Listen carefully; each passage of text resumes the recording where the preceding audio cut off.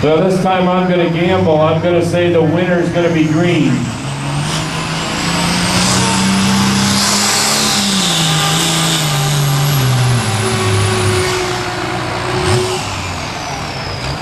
No, I think we still got some issues.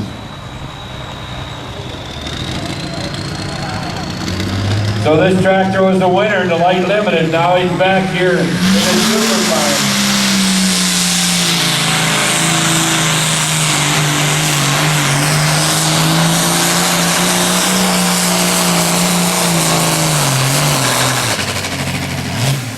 We get him stopped there at 3:13.62.